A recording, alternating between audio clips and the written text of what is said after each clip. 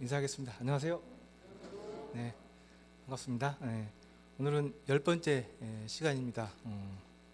오늘은 그 예수 그리스도에 대해서 말씀을 좀 드리려고 합니다. 음, 오늘 10번째 시간인데요. 좀 중요한 시간인 것 같습니다. 그래서 오늘 좀 잘 들어주시면은 좋을 것 같습니다. 오늘하고 다음 주, 다다음 주까지 해서 아마 앞으로 오늘 포함해서 한 2번만 더 하면은 3번, 3번 하면 마무리될 것 같은데요.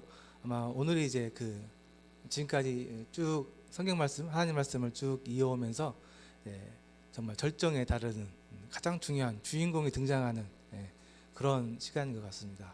그래서 이제 오늘은 예수님에 대해서, 예수 그리스도에 대해서 성경에서 어떻게 얘기하고 있는지 우리가 좀 잘 나눠보도록 하겠습니다. 지난 시간 혹시 기억나세요? 지난 시간에 아마 저희가 성막에 대해서 말씀을 좀 드렸죠. 성막 말씀드리기 전에 계명, 10계명에 대해서 말씀을 좀 드렸고요. 하나님께서 그 선택하신 이스라엘 백성들을 하나님께서 쭉 인도하셔가지고 시내산에 이렇게 데려오셨고요. 시내산에서 모세를 통해서 하나님께서 2가지를 이스라엘 백성들에게 주셨는데 하나가 율법이었고 하나가 성막이었습니다. 하나님께서는 이 율법을 가지고 이스라엘 백성들과 함께 제가 계약을 맺었다고 했죠. 그런데 그 계약은 이스라엘 백성들이 하나님과 지킬 수 없는 그런 계약이었다고 제가 말씀을 드렸습니다. 계약이라는 것도 사실은 급이 맞아야 할 수 있는 거거든요. 근데 이 사람이 하나님과 계약을 맺는다는 것 자체가 사실은 잘 안 맞는 거예요. 능력이 안 되거든요. 그 조건을 지킬 수 있는 능력이 안 되는 거죠. 그래서 하나님께서 이스라엘 백성들에게 계명, 10계명을 준 것은 진짜 정말로 1대1로 계약을 맺으려고 한 게 아니고 이 계명을 통해서 너희들이 하나님 앞에서 율법을 지킬 수 없는, 스스로 의로워질 수 없는 사람인 것을 알게 하기 위해서 계명을 주셨습니다. 사람들 스스로는 자기 힘으로 하나님의 의에, 그러니까 그 깨끗한 거룩에 이룰 수 없구나, 그것을 깨닫게 하기 위해서 10계명, 계명을 주셨다고 제가 말씀을 드렸죠. 그러면서 이제 그것을 깨달은 이스라엘 백성들이 나는 내 힘으로 하나님 앞에 의롭다함을 얻을 수 없구나, 이걸 깨달은 이제 이스라엘 백성들이 그러면 어떻게 하나님 앞에 나아갈 수 있느냐, 그것을 말씀드린 게 지난주에 성막 이야기에서 성막 그랬죠. 그래서 하나님께서 율법뿐만 아니라 성막이라는 것도 하나님께서 주셨는데요. 이스라엘 백성들이 이제 성막의 그 제사를 통해서, 대속 제사를 통해서 하나님 앞에 나아갈 수 있다. 그리고 그 길은 성경에서 예수 그리스도라고 얘기하고 있다. 그래서 오늘은 그 예수 그리스도가 어떤 분이신지 잘 좀 설명을 좀 드리려고 합니다. 그래서 오늘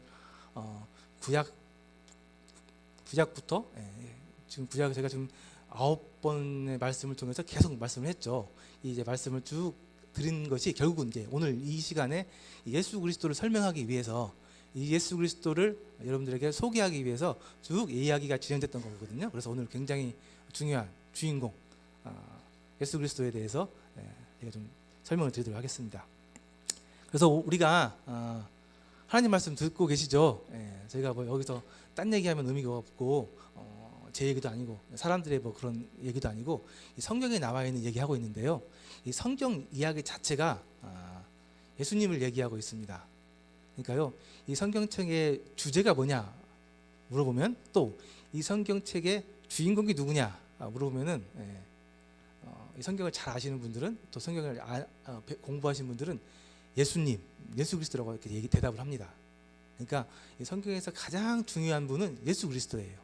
그리고 이 성경은 예수 그리스도를 설명하기 위해 쓰여진 책이에요.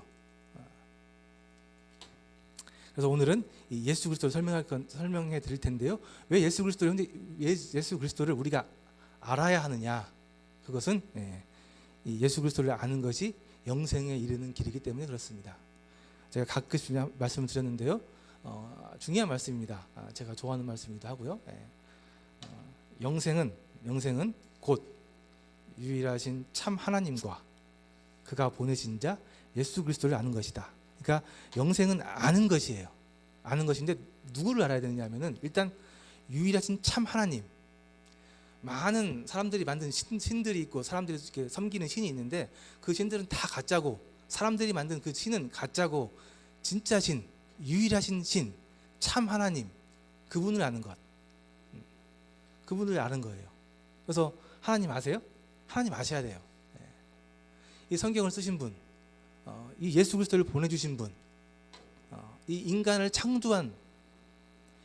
창조하고 세상을 창조해서 그분의 뜻대로, 그분의 능력대로, 그분의 의지대로 이끌어 가시고 운행해 가시는 분, 모든 것의 주인, 참 하나님, 여호와 하나님을 아셔야 되는 겁니다.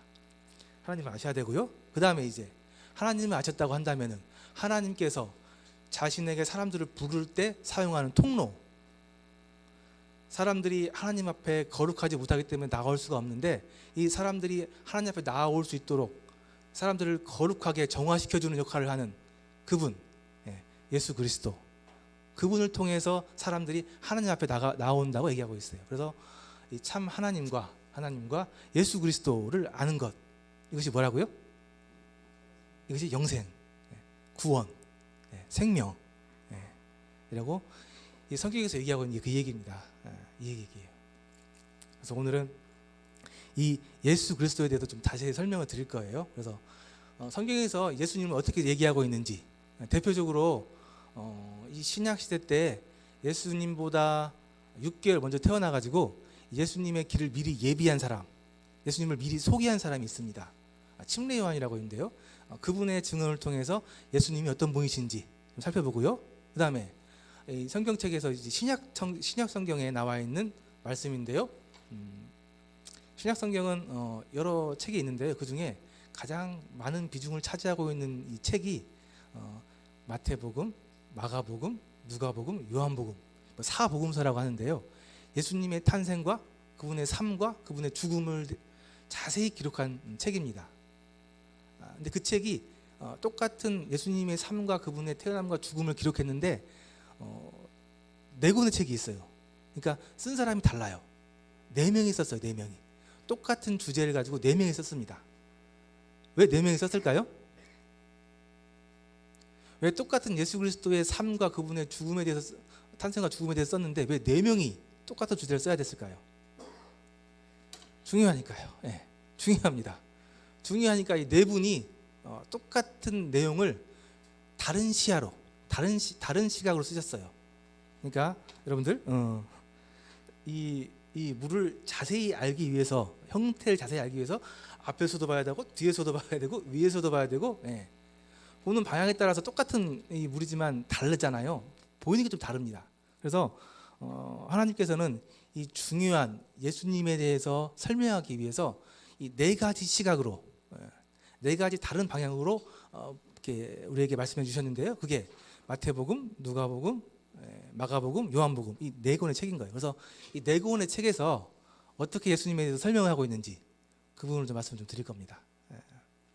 그래서 오늘은 예수님에 대해서 자세히 설명을 좀 할 텐데요. 좀 잘 들어주시면 좋겠습니다.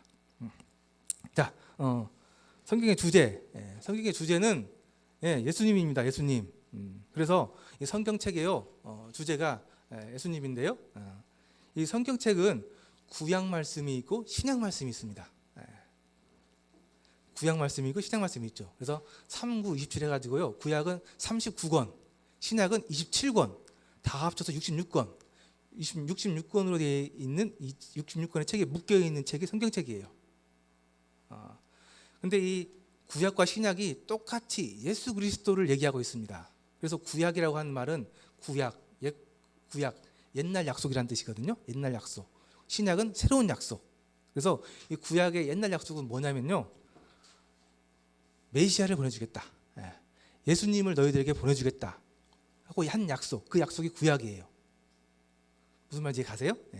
구약에서 수많은 책을 가지고 하나님께서 여러 가지 말씀하셨는데요. 그 말씀의 핵심, 결국 주제는 뭐냐면은 예수님을, 메시아를, 구원자를 너희들에게 보내주겠다 한 그 말이 구약 말씀이라고요. 그래서 실제로 구약이 끝나고 예수님께서 이 땅에 오셨습니다. 잘 아시죠? 예수님께서 BC 약 정확하지 않은데 4년에서 6년 사이 오신 걸로 추측이 됩니다. 그래서 실제로 약 30여 년 사시다가 돌아가셨어요. 그리고 예수님께서 돌아가시면서 새로운 약속을 주셨습니다. 그게 신약이죠. 그 신약은 무슨 약속이냐면은 내가 다시 오겠다. 다시 오겠다. 그래서 지금 오늘날 교회는 예수님의 새로운 약속, 다시 오겠다는 예수님의 그 약속을 기다리면서 이 땅에서 거룩하게 살면서 예수 그리스도를 증거하고 예수 그리스도를 전파하고 이렇게 지금 살고 있는 거죠. 이렇게 살면서 신약, 예수님께서 다시 오시겠다는 그 약속을 기다리면서 살고 있습니다. 그래서 우리들은 지금 예수 그리스도를 기다려요. 예수 그리스도가 다시 오신다고 하셨거든요. 새로운 약속을 주셨거든요. 그래서 지금 우리는 예수님을 기다리면서 새로운 약속을 가지고 이 신약 시대에 살고 있습니다. 그래서 구약 말씀에 보면은요 여러 가지 예언을 주셨는데요. 그 예언들이 다 예수 그리스도에 대한 예언이에요. 예언이 많습니다. 그리고 그 실제로 예수님에 대한 그 예언이 다 이루어졌어요. 예수님께서 다윗의 후손으로 태어나신다고 하셨어요. 그래서 실제로 그 다윗의 가게 안에서 예수님께서 태어나셨습니다. 또 예수님께서요 처녀의 몸에서 나신다고 하셨어요. 이거 좀 이상하죠. 어떻게 처녀가 아들을 낳을 수, 사람을 낳을 수 있냐, 아기를 낳을 수 있냐 그건데요. 이해하기 어렵지만은 하나님께서 구약에 있는 말씀들을 통해서 예언하셨는데요. 예수님은 처녀의 몸에서 태어나신다고 하셨어요. 그래서 예수님은요 처녀의 몸에서 태어나셨습니다. 조금 이따 보시겠지만은 동정녀, 그러니까 남자랑 잠자리를 하지 않은 마리아라는 한 여자에 의해서 태어났습니다. 그러니까 예수님의 엄마는 마리아죠. 육신의 엄마는 마리아입니다. 그런데 예수님의 아빠는 누구예요? 성경에 보면 성령님에 의해서 잉태됐다고 나와 있거든요. 그래서 예수님의 아버님은 엄밀히 따지면 하나님이라고 할 수 있습니다. 그러니까 사람의 씨를 받은 사람의 아들이 아니에요. 예수님께서는 태어나실 때. 이해가 안 되시죠? 그래서 예수님은 특별하신 분이에요. 예수님은 마리아라는 엄마를 통해서 태어났기 때문에 사람이기도 합니다. 완전한 사람이에요. 근데 또 하나님에 의해서 잉태된 분이기 때문에 성령님에 의해서 잉태된 분이기 때문에 그분은 신이기도 하세요. 그래서 완전한 인간과 완전한 신의 속성이 함께 있는 분이 예수님이세요. 근데 여러분들 이것을 정확하게 알고 가셔야 될 이유가 예수님께서는 나중에 세상 모든 사람들의 대를 대속하는 구약에서 얘기하고 있는 거룩한 흠이 없는 어린 양, 그러니까 죄가 있으면 안 되는 그런 깨끗한 그런 사람이어야만 인간의 대속을 해결할 수 있는 제물의 조건이 자격이 갖춰집니다. 그러니까 예수님은 죄가 있게 태어나시면 안 돼요. 근데 사람은 모두 다 죄의 씨앗이기 때문에 사람으로 태어나면 그건 유전적으로 죄를 갖고 태어나는 거예요. 그래서 예수님은 사람의 아들로 태어나면 안 되시는 거예요. 그래서 그 부분을 성취하기 위해서 예수님께서는 처녀의 몸에서 태어나셨어야 했어요. 남자의 씨를 받지 않고 성령님으로 잉태되셔야만 했습니다. 그래서 그분은 완벽한 사람이셨는데요, 또 하나님이셨습니다. 사람의 씨를 받지 않은, 그러니까 거룩하신, 죄가 없는 그런 거룩한 사람으로, 완벽한 사람으로 태어나신 거예요. 그래서 이 처녀의 몸에서 다시 태어나신다는 말씀이 이미 구약에 예언되어 있었고요. 또 그분께서 베들레헴이라고 하는 그 유대의 쬐끄만 동네에서 태어난다는 말씀이 이미 예언되어 있었습니다. 그리고 그분이 또 어렸을 때 애굽에 가셨다가 나오신다는 그런 얘기도 다 예언이 되어 있었어요. 이 수많은 예언들이 정확하게 다 신약에서 예수님을 통해서 이루어졌습니다.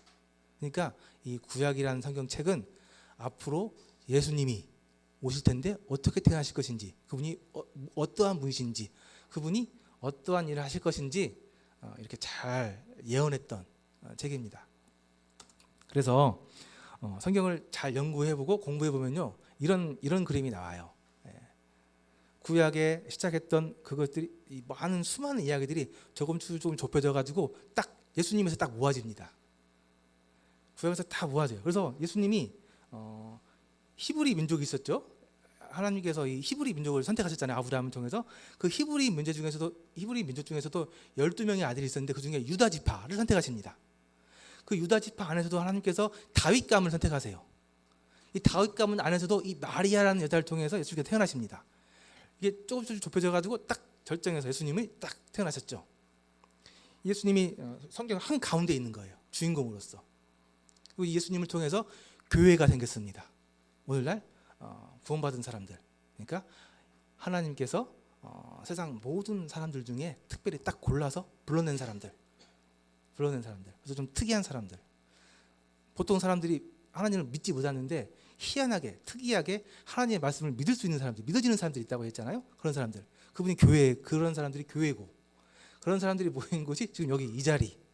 그죠? 예. 그래서 이 예수 그리스도를 통해서 이 교회가 시작됐습니다. 교회가 맨 처음에는 히브리, 유대인들 민족에서 시작됐어요. 그게 사마리아로 퍼지고요, 이방인까지 퍼져서 지금 오늘날 전 세계로 지금 이 교회가 퍼지고 있는 중이죠. 그래서 또 이 좁혀졌던 예수 그리스도가 전 세계로 쭉 퍼져나가고 있습니다. 그리고 예수님께서 딱 새로운 약속에 의해서 땅에 재림하시면 세상은 끝날 거예요. 성경이 얘기하고 있는 게 저겁니다. 성경에서 가장 중요한 주인공은 예수 그리스도입니다. 그래서 오늘 우리는 예수 그리스도에 대해서 잘 아셔야 돼요. 예수 그리스도를 잘 아셔야만 여러분들이 영생을, 생명을, 구원을 얻을 수 있습니다. 그래서 예수님, 예수 그리스도 굉장히 중요합니다. 성경에서 예수 그리스도에서 어떻게 얘기하고 있는지 좀 설명을 드리도록 하겠습니다. 누가복음에 나와 있는 말씀인데요. 보라, 내가 잉태하여 아들을 낳으리니 그 이름을 예수라 하라. 마리아라는 여자가 있었습니다. 요셉이라는 사람과 약혼을 했어요. 근데 이스라엘 사람들은 결혼을 하기 전에 약혼을 합니다. 약혼을 하면 얼마 동안 결혼을 준비하는 기간을 가져요. 그 기간 동안에는 그 남편과 아내가 서로 만나지 않아요. 잠자리 같이 하지 않습니다. 같이 합방을 하지 않아요. 그러니까 이 약혼 기간이었어요. 근데 이 약혼 기간 때에 천사가 나타나가지고 이 마리아에게 예언했습니다. 내가 잉태하여 아들을 낳으리니 그 이름을 예수라고 해라. 자, 이게 얼마나 청천벽력 같은 소리인지 아시겠어요? 예. 결혼을 하고 아직 결혼을 약속하고 결혼을 아직 안 했습니다. 약혼 기간이에요. 근데 그 여자에게 아들을 낳을 거래요. 잉태할 거래요. 이게 얼마나 참 어려운 일입니까? 아직 결혼도 안 했는데 이제 약혼만 한 상태인데 아들을 낳을 거래요. 이 마리아에게. 물론 이 마리아는 다행히 믿음이 있는 여인이었기 때문에 이 하나님의 계시에 대해서 순종했습니다. 그래서 다행히 하나님께서는 이 마리아를 통해서 아직 동정녀, 남자를 가까이 하지 않은, 남자를 모르는 상태에서 잉태하게 하시고 이 마리아를 통해서 예수님께서 인간의 몸으로 태어나시게 하십니다.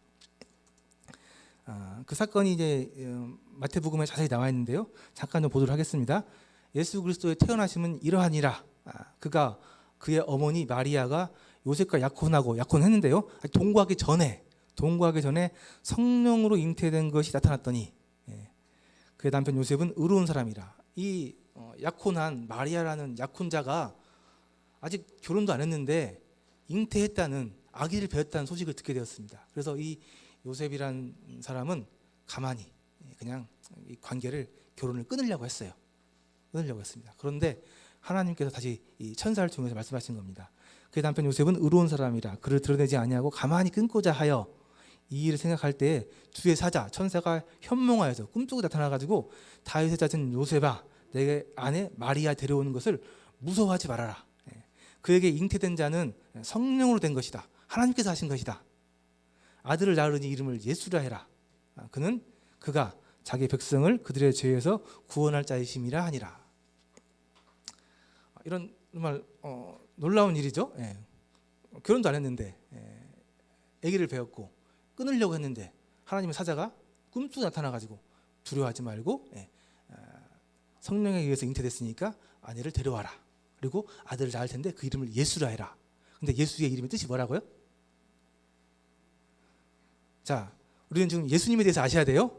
예수님에 대해서 아셔야 되는데요. 예수님의 이름의 뜻이 있습니다. 그가 자기 백성을 그들의 죄에서 구원할 자이시다.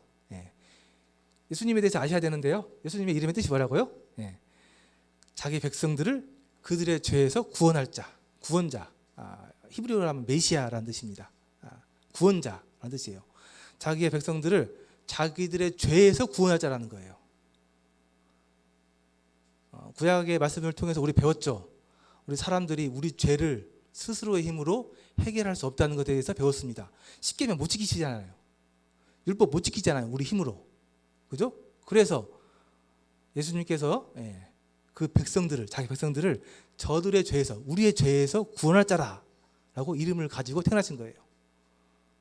예수님은 구원자, 우리의 죄에서 우리를 구원하실 구원자라고 얘기하고 있습니다. 이 모든 일이 된 것은 주께서 선지자로 하신 말씀을 이루려 하심이니라. 이 모든 일이 선지자를 통해서 구약에 이미 다 예언되어 있던 일이 실제로 이때에 약 BC 4, 5, 6년 전에 일어났던 겁니다. 실현이 되고 있던 거죠. 자, 보라, 처녀가 잉태하여 아들을 낳을 것이다. 인데요, 그의 이름은 또 임마누엘이라 하리라. 하나님께서 또 예수님에 대해서 임마누엘이라고 하셨어요. 임마누엘. 근데 이 임마누엘이라는 뜻은 무엇이냐면은 이를 번역한즉 하나님이 우리와 함께 계시다라는 뜻입니다. 하나님이 우리와 함께 계시다. 하나님께서 우리와 함께 계시다. 나중에 이제 복음에 대해서 자주 설명을 하면은 구원에 대해서 설명을 하면은 이제 그 하나님께서 우리의 주인 되셔가지고 우리 마음에 들어오게 되는데요. 그래서 이 하나님은, 이 예수님은 하나님이신데 우리와 함께하는 하나님이다. 함께하는 게 뭐냐면 우리 안에 계시는, 나와 하나가 되는 하나님이다 라고 얘기하고 계신 겁니다. 기억하세요? 예수님은 구원자시고 우리와 함께하는 하나님이시다. 그게 예수님이다 라고 얘기하고 있습니다. 이렇게 예수님께서 태어나셨어요. 이렇게 구원자로 또 우리와 함께하는 하나님으로 태어나셨습니다. 이런 예수님에 대해서 성경에서 계속 얘기하고 있는데요. 빨리 보겠습니다. 침례 요한이라는 사람이 있었습니다. 예수님보다 먼저 6개월 먼저 태어났어요. 예수님과 약간 비슷한 그런 환경 가운데 태어났습니다. 이 사람이 태어나서 한 일이, 이 사람의 역할은 예수님을 소개하는 일이 이 사람의 역할이었습니다. 이 사람의 태어난 목적이었어요. 나는 선지자 이사야의 말과 같이 주의 길을 곧게 하는 것, 주의 길을 예비하는 것, 예수님을 사람들에게 먼저 설명하는 것이 이 사람의 역할이었습니다. 그래서 이 사람이 예수님에 대해서 미리 설명했어요. 이 예수님이 태어났는데 그분이 어떤 분이신지 미리 얘기하셨어요. 그 내용을 좀 보도록 하겠습니다. 첫 번째는 이거는 이제 이 침례 요한이 예수님께 침례를 주면서 하신 말씀입니다. 예수께서 침례를 받으시고 물에서 올라오실 때 하늘이 열리고 하나님의 성령이 비둘기같이 내려가지고 내려 자기 위에 임함을 보시더니 하늘로부터 소리가 있어 말씀하시되 이는 내 사랑하는 아들이요 내 기뻐하는 자라 하시니라. 이건 이제 하나님의 증언입니다. 침례 요한이 예수님께 침례를 줬을 때 그때 하늘에서 들린 음성이에요. 이 음성이 모든 사람에게만 들렸는지 아니면 이 침례 요한에게만 들렸는지는 모르겠지만은, 정확하지 않지만은 하나님의 음성이 이 예수님에 대해서 증거하는 것은 내 사랑하는 아들이다. 하나님의 독생자, 사랑하는, 기뻐하는 아들이다라고 증거하고 있습니다. 그래서 예수님은 아까 얘기했죠, 구원자, 하나님이라고 했는데요, 하나님의 아들, 하나님께서 사랑하시고 기뻐하는 사람, 기뻐하는 하나님의 아들, 기뻐하는 자라고 설명하고 있습니다. 예수님은 하나님의 아들이셨어요. 요한복음에 나와 있는 말씀인데요, 이튿날 이 침례 요한이 예수께서 자기에게 나아오심을 보고 이르시되, 예수님 보고 한 말이에요. 보라, 봐봐라, 저분은 세상 죄를 지고 가는 하나님의 어린 양이다 라고 얘기하셨어요. 세상 죄를 지고 가는 하나님의 어린 양이다 라고 얘기했습니다. 세상 죄, 세상 죄가 어디까지가 세상 죄일까요?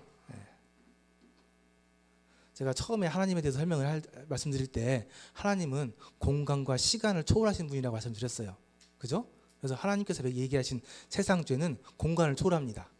한 공간에 있는 죄만 얘기하는 게 아니고요. 전 세계 모든 공간에 있는, 그러니까 지구상에 있는 모든 죄를, 세상 죄는 그 모든 죄를 얘기하고 있는 거고요. 또 시간도 초월하신다고 하셨어요. 하나님은 과거, 현재, 미래를 마음대로 왔다 갔다 하실 수 있는 분, 그 시간을 조정하실 수 있는 분이세요. 그래서 과거, 현재, 미래 모든 죄, 그게 세상죄입니다. 하나님께서, 하나님의 그 힘에서, 하나님의 능력에서. 그래서 이 죄 문제에 대해서 설명을 하다 보면은 꼭 이렇게 과거죄, 내가 옛날에 과거 때 지었던 과거죄, 지금 짓고 있는 죄까지는 이해를 하시는데 앞으로 미래에 지을 죄에 대해서 얘기하면 이걸 좀 이해를 못 하시더라고요. 힘들어 하시더라고요. 근데 그거는 이제 인간적으로 생각하니까 그러세요. 하나님은 세상죄라고 얘기하셨거든요. 하나님의 세상죄는 시간을 초월하시는 그분은 과거, 현재, 미래를 다 망라하실 수 있는 분입니다. 그래서 여기서 얘기하는 세상죄는 과거, 현재, 미래, 시간 안에 있는 모든 죄, 또 모든 공간, 이 한국뿐만 아니라 전 세계 모든 곳을 포함하는 그 죄 얘기하고 있는 거예요. 하나님께서는 그 정도 죄는 다루셔야 돼요. 그 정도 능력이 계시는 분이십니다.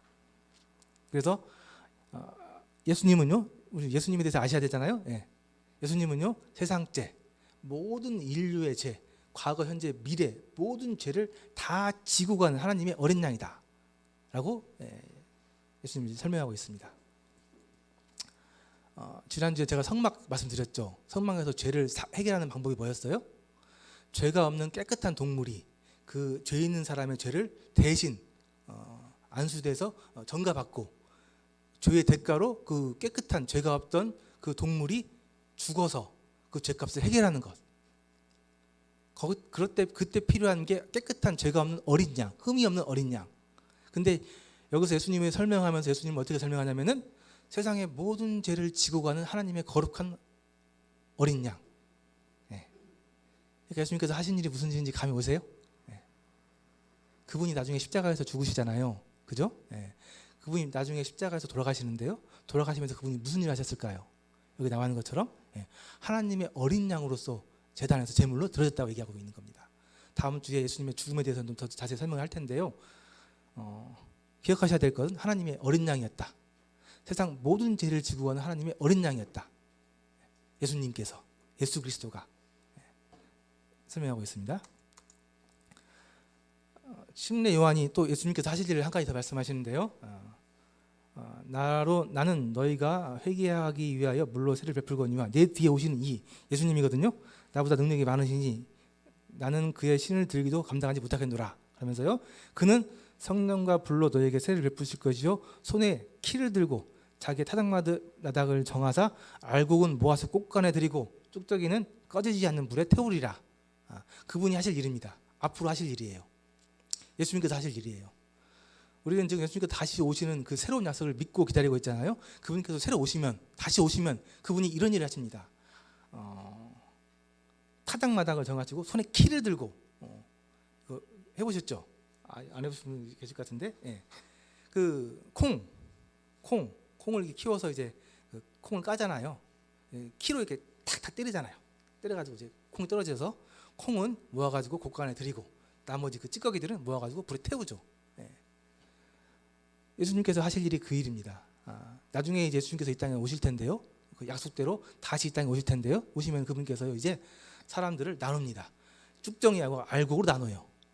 그래서 예수님의 말씀에 순종해서 죄의 문제를 다 해결하고 예수님에 의해서 구원받고 예수님의 말씀 가운데서 예수님의 뜻대로 순종하면서 살아가는 사람들, 그 사람들 교회라고 얘기했죠. 그분들은 알곡이에요.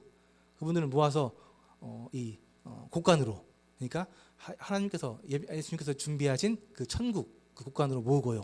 나머지 믿지 않고 끝까지 예수님을 거부하고 죄 문제를 해결하지 않고 마음대로 자기 생각대로 살아가는 이 쭉정이들은 모아가지고 어떻게 한다고요? 불에 태운다고요. 지옥불에 태운다고요. 이 일을 하시는 분이 예수님이시라고요. 예수님, 예수 그리스도. 자, 예수님이 어떤 분인지 아시겠어요? 예수님이 이런 분이십니다. 이런 일을 하실 거예요. 잘 기억하셔야 돼요. 예수님을 아셔야지 여러분들이 구원받을 수 있습니다. 예수님을 아시는 것이 영생을 얻는 거예요. 사복음서에서 예수님을 뭐라고 얘기하는지 좀 보겠습니다. 아까 얘기했죠. 이 성경책에서 많은 비중을 들어서 예수님에 대해서 설명하고 있는데 특별히 이 마태복음, 마가복음, 누가복음, 요한복음에서 예수님을 다른 모양으로 설명하고 계시는데요. 보도록 하겠습니다. 마태복음에서는 예수님을 왕으로 소개합니다. 마태복음에서는 예수님을 왕이라고 얘기를 해요. 메시아, 히브리인들이 기다렸던 왕이 다시 오셔가지고 자기들을 이 로마의 압제로부터 구원해줄 왕으로 예수님을 설명합니다. 근데 마가복음에서는 예수님을요 종으로 얘기합니다. 종으로. 예수님께서는 말씀해 보면은 섬김을 받으러 온 게 아니고 도리어 섬기러 왔다고 얘기해 주셨어요. 그래서 예수님께서는 왕이신데 특이하게 희한하게 사람들을 사람들의 섬김을 받으러 오는 왕이 아니고 사람을 섬겨주러 오는 왕으로 설명하고 계세요. 마가복음에서. 누가복음에서는 예수님을 사람으로 설명합니다. 사람. 완전한 인간이에요. 예수님께서는 인간의 몸을 태어나셨습니다. 인간들과 교통하고 인간들과 교감하고 인간들의 그런 어려움을 체휼하기 위해서 완전한 인간의 몸을 입고 오셔가지고 완전히 인간을 이해하고 인간들과 함께 고통하시면서 예수님 인간들에게 이 구원 베풀기 위한 사람으로 왕으로 인간으로 오셨어요. 그 인간적인 부분을 얘기하고 있는 게 누가복음입니다. 또 하나 요한복음에서 예수님을 하나님이라고 설명을 해요. 하나님. 예수님은 하나님이에요. 사람의 모양을 입고 사람처럼 사셨지만은 하나님입니다. 예수님이 하나님인 것을 증거하기 위해서 하나님만 하실 수 있는 기적, 요한복음은 표적이라고 얘기하는데요. 이 기적을 일으키셨습니다. 자연을 다스리고 폭풍을 잔잔케 하거나 하는 그런 자연, 또 죽은 사람을 살리기도 하고 하나님만 하실 수 있는 일이에요. 아픈 사람을 고치시고 귀신 들린 사람을 귀신을 쫓아내어주고 하나님만 하실 수 있는 일, 그런 일들을 보여주면서 그분이 하나님이신 것을 증거하셨어요. 말씀하셨어요. 그래서 예수님께서 이 요한복음에서는 예수님을 하나님이라고 얘기하고 있습니다. 조금만 더 정리를 할게요. 마태복음에서는요, 왕이라고 하셨는데요. 아들을 낳으니 이름을 예수라 하라. 자기 백성을 죄에서 구원할 자다 하면서요. 이 유대인들에게 쓰여진 책이거든요. 이 마태복음은. 근데 이 유대인들은 왕을 기다리고 있었죠. 왕을. 메시아를 기다리고 있었어요. 왜 그러냐면은 이미 예언해 주셨거든요. 내가 너희들에게 왕을 보내주겠다. 너희들을 죄로부터 뭐 해방해 줄 왕. 근데 이제 물론 이제 이스라엘 백성들은 오해를 했죠. 그들을 정치적으로 해방해 줄 왕을 기다리긴 했습니다. 근데 실제로 하나님께서는 구약에서 말씀해서 죄로부터 해결해 줄 왕을 보내준다고 하셨거든요. 그래서 예수님은 이 땅에 왕으로 오셨는데 어떤 왕이냐면은 우리를 죄로부터 해방해 줄 왕, 죄로부터 우리를 구속해 줄 왕. 그래서 기억하세요. 예수님은 왕입니다. 마가복음에서 뭐라고 했어요? 마가복음은 종이라고 얘기하셨죠. 왕인데 특이하게 섬기름을 받으러 온 왕이 아니고 이 인간들을, 사람들을 섬겨주는 왕으로 오셨다고 했어요. 보통 우리는 왕이면은 섬김을 받아야 되잖아요. 근데 하나님의 원리는 좀 다릅니다. 하나님께서는요, 섬겨주는 자가 높은 자라고 얘기를 하셨어요. 그러면서 마가복음에 나와 있는데요, 인자가 온 것은, 예수님께서 이 땅에 오신 것은 섬김을 받으려 함이 아니고 도리어 섬겨주러 왔다는 거예요. 그래서 예수님께서는 이 땅에 사시면서 그 불쌍한 사람들 계속 도와주고 불쌍한 사람들 먹여주고 또 예수님 제자들의 발도 씻겨주면서 섬겨주는 종의 모습으로 사셨어요. 그래서 섬기려 하고 결국 마지막에는 목숨을 많은 사람들의 대속물로 주려 하셨습니다. 실제로 그렇게 하셨어요. 예수님께서 마지막에는 결국 자신의 목숨을 모든 사람들의 대속물로 십자가에 주셨죠. 그래서 죽으셨잖아요. 주려 함이라. 대속 제물로, 종으로 이 땅에 오셨습니다. 기억하세요? 예수님은 종, 대속 제물로 이 땅에 오셨습니다. 누가복음에서는 예수님을 사람이라고 얘기하고 있습니다. 인자가 온 것은 잃어버린 자를 찾아 구원하려 하심이라. 예수님께서 이 땅에 오신 이유는 잃어버린 사람들, 원래 다 내 백성, 내 자녀들이었는데 이 자녀들이 죄에 의해서 떠나간 거죠. 잃어버렸어요. 하나님 입장에서는, 예수님 입장에서는 잃어버린 거예요. 이 귀한 아들 잃어버렸잖아요. 이거 귀한 내 아들 찾아야 되잖아요. 어떻게 부모가 자녀를 포기할 수 있습니까? 찾아야 되잖아요. 그래서 누가복음에는 잃어버린 자를 찾기 위해서 사람으로 사람들이 하나님을 못 보니까, 사람들이 하나님을 이해하지 못하니까, 사람들이 자꾸 하나님의 말씀을 못 들으니까 인간의 모습으로 낮아지셔가지고 인간으로 이 땅에 오신 예수님, 인간으로 이 땅에 오셔가지고 잃어버린 자를 찾기 위해 오신 예수님, 사람이 되신 예수님. 예수님은 완전한 사람이셨습니다. 기억하셔야 돼요. 사람이신 예수님. 마지막으로 요한복음 예수님은 하나님이라고 설명하고 있습니다. 예수님은 하나님이셨어요. 그 당시 예수님께서 인간의 몸으로 오셨습니다. 사람들이 하나님의 말씀을 못 알아먹으니까, 못 들어먹으니까 인간의 몸을 입고 예수님께서 이 땅에 오셨는데요, 사람들이 인간으로 오신 예수님을 하나님으로 받아들이지 않았어요. 똑같이 우리랑 자랐고 똑같은 인간의 몸을 입고 이제 네가 왜 하나님이냐, 예수님을 하나님으로 인정하지 않았어요. 그래서 예수님께서 자신이 하나님의 것을 증거하기 위해서 기적을 베푸셨습니다. 하나님만 하실 수 있는 일, 바다를 잔잔케 한다거나 귀신 들린 사람을 낫게 해준다거나 죽었던 사람을 살린다거나 하나님만 하실 수 있는 그런 기적들을 예수님께서 이스라엘 땅에서 사람들에게 베풀어 주시면서 그분이 하나님이신 것을 눈으로 보여주셨습니다. 증거하셨어요. 내가 한 이 일을 보고 내가 하나님인 것을 믿으라고 하셨습니다. 그래서 요한복음에 오직 이것을 기록한 것은 예수님의 그런 기적을 표적을 기록한 것은 예수께서 하나님의 아들 그리스도이심을 믿게 하기 위해서, 사람들이 믿지 않으니까 믿게 하기 위해서 요한복음을 기록했고요. 또 너희로 예수님을 믿고 예수님이 하나님의 아들이신 것을 믿고 그 예수님의 그 예수님의 이름이 구원자라고 했잖아요. 그 구원자라는 그 예수님의 이름을 힘입어서 생명을, 영생을 얻게 하려고 예수님께서 이 성경책을 쓰셨다. 이 요한복음을 쓰셨다. 라고 설명하고 있습니다. 자, 제가 좀 말을 좀 빨리 하는지 모르겠는데 예수님에 대해서 성경책에서 잘 얘기하고 있는 것을 정말 좀 많은 내용인데 빨리 좀 축약을 해서 말씀을 드렸습니다. 복습할게요. 자, 예수님은 하나님의 아들이셨죠. 아들이 아셨습니다. 또 하나, 예수님은 세상 죄를 지고 하나님의 어린 양이셨습니다.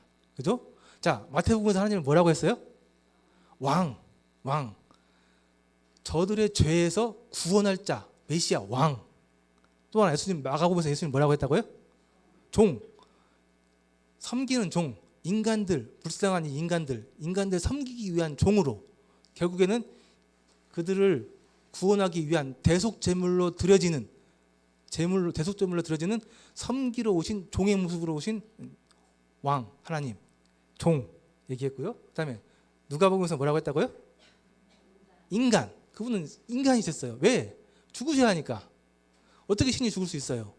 그분은 죽으셔야 되니까. 제물로 드려져야 하기 때문에 그분은 인간이셨어요. 인간의 몸을 입고 오셨어야 했어요. 인간으로 오신 예수님. 자, 요한복음에서 뭐라고 했다고요? 하나님. 그분은 하나님이셨습니다. 인간의 몸으로 이 땅에 오셔서 똑같이 먹고 자고 이렇게 생활하셨지만은 그분은 하나님이셨어요. 얘기했잖아요. 성령으로 잉태되신 분이라고요. 그래서 그분은 하나님만 하실 수 있는 일을 하셨어요. 그걸 보고 사람들에게 예수님이 하나님의 아들이다. 그래서 믿으라고 했잖아요. 자, 예수님은 하나님이셨습니다. 그걸 믿으셔야 돼요. 그걸 아셔야 돼요. 아는 걸로 표현이 되어 있는데요. 아는 것. 여러분들이 그 아는 것에 대해서 좀 정확히 아셔야 되는데요. 아는 것 우리가 그냥 머리로 아는 게 아니에요. 성경에서 얘기하고 있는 이 안다는 얘기는 경험을 통해서 안다는 얘기거든요. 예를 들면 제가 우리 집사람 아는 거랑 우리 지원이가 우리 집사람 문희연 자매라는 이 사람을 아는 거랑 다를까요? 똑같을까요? 달라요. 그냥 겉으로 보는 것만 아는 거예요. 근데 저는 우리 문희연 자매를 잘 알아요. 그 사람이 어떤 사람인지. 경험을 통해서 알아요. 십몇 년 같이 살았거든요. 그리고 문희연 자매도 저를 잘 알아요. 상호간에 잘 알아요. 그게 아는 거예요. 그래서 여러분들이 예수님을 안다는 얘기는 여러분이 예수님에 대해서 경험을 통해서 이 말씀이라는 이 매개체를 통해서 말씀을 통해서 예수님에 대해서 잘 아시는 거예요. 이 말씀을 통해서 실제로 예수님을 경험하는 거예요. 그리고 그렇게 되면 하나님께서 여러분들이 알게 돼요. 상호간에 알게 되면 이것을 여러분들이 예수님을 믿는 거예요. 그러니까 여러분들이 하나님을 알기 위해서는 성경을 통해서 하나님을 아는 거예요. 그래서 여러분들이 지금 성경 말씀을 지금 듣고 있는 거잖아요. 구원받는 게, 영생을 얻는 게 하나님을 아는 건데 말씀을 통해서 하나님을 알게 되는 거라고요. 말씀을 통해서 여러분들이 이제 하나님을 개인적으로 나중에 삶에서 경험하게 되실 거예요. 간절히 여러분들이 이런 예수님을 인정하고 찾게 되면, 구하게 되면 예수님께서 여러분들의 삶 가운데 나타나셔가지고요, 예수님에 대해서 계시해 주실 거예요. 알려주실 거예요. 예수님에 대해서 여러분들이 믿을 수 있게 도와주실 거예요. 그게 여러분들이 예수님을 아는 거예요. 여러분들이 그렇게 예수님을 아셔야 영생을 얻을 수 있습니다. 그게 구원이에요. 수많은 사람들이 예수님을 알아요. 4대 성인 중에 한 명이고 옛날에 유대 땅에 태어났다가 죽은 사람이라고 알아요. 아는데 그거는 구원이 아니에요. 그냥 아는 거예요. 머릿속으로만 아는 거예요. 관계는 전혀 상관이 없는 그냥 아는 거예요. 성경에서 얘기하고 있는 그 아는 것은 관계가 맺어지는 거예요. 대화를 통해서 서로의 소통을 통해서 내가 하나님을 알고 하나님 나를 아는 것처럼 그게 성경에서 얘기하고 있는 아는 거예요. 그것은 여러분들이 기도하면서 하나님을 간절히 찾을 때 성령님께서 역사하셔가지고 성령님께서 여러분들에게 하나님을 아는 것을 하나님을 계시해 주실 거예요. 소개해 주실 거예요. 믿게 해 주실 거예요. 그런 일이 일어나는 것이 여러분들에게 구원입니다. 그 일을 하나님께서 하세요. 그래서 여러분들은 간절히 하나님을 구해야 돼요. 찾아야 돼요. 하나님을 공부해야 되고 들어야 돼요. 성경을 통해서. 자, 그래서 오늘 예수님에 대해서 설명했습니다. 한 번 더 할게요. 예수님은 마태복음에 뭐라고 나왔다고요? 왕, 예. 구원자, 왕. 적의 죄에서 구원할 자, 왕, 메시아. 마가복음에 뭐라고 나왔다고요? 예, 종의 모습으로 인간의 대속됨을 되어주셔서 인간을 섬기러 오신, 인간을 위해서 죽어주러 오신 종. 누가복음에 뭐라고 나왔다고요? 인간, 죽기 위해서, 인간을 위해 대속됨을 드려주기 위해서 인간의 몸으로 태어나신, 인간으로 오신 예수님. 요한복음에 뭐라고 나왔다고요? 하나님. 인간의 몸을 입고 이 땅에 태어났다가 죽으셨지만은 그분은 하나님의 아들, 하나님이셨다는 것. 하나님이 증거하셨고 그분의 삶을 통해서 증거되었던 그분이 하나님이시라는 것에 대해서 이것을 아는 것이 영생이다라고 얘기하고 있습니다. 자, 꼭 기억하셔야 돼요. 네. 자, 그래서 예수님께서 이제 생일을 하셨습니다. 불쌍한 사람들 찾아가서 만나시고요, 아픈 사람들 고쳐주기도 하고요, 먹이기도 하시고 또 뭐 풍랑을 잔잔하게도 하시고 죽은 사람도 살리셨어요. 하나님 하실 수 있는 일을 통해서 그분이 하나님이시라는 것에 대해서 충분히 증거하셨어요. 그리고 결국 마지막 그분의 사역, 인간을 위해 하나님의 세상 죄를 지고 가는 하나님의 어린 양으로서의 사역을 감당하기 위해서 십자가 위에서 어린 양의 모습으로 죽어주셨어요. 그분은 죽으셨습니다. 근데 그걸로 끝나지 않았죠? 예수님은 죽고 나서 그분은 하나님이시기 때문에 그분은 생명을 주관하시는 분이기 때문에 부활하셨습니다. 그래서 그분은 하나님이세요. 그분은 죽음을 이길 수 있고 생명을 마음대로 주관하실 수 있는 분이에요. 그분은 부활하셨습니다. 다음 시간에는 죽으시고 부활하신 예수님에 대해서 좀 더 자세히 좀 설명을 좀 드리겠습니다.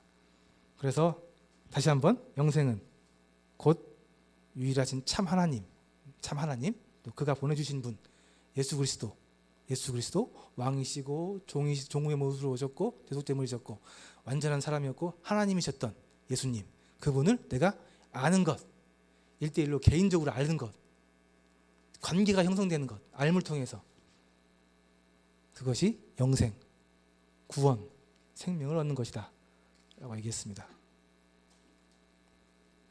꼭 여러분들이 예수님을 정확하게 아시기를 바랍니다. 아셨죠? 그래서 다음 시간에는 예수님의 그런 이제 마지막 사역, 십자가에서 돌아가시는 그 사역에 대해서 좀 자세히 좀 설명을 하면서 예수님이 또 어떤 분이신지 좀 더 자세히 좀 말씀을 좀 드리도록 하겠습니다. 자, 그럼 마치고요. 말씀 마치도록 하겠습니다.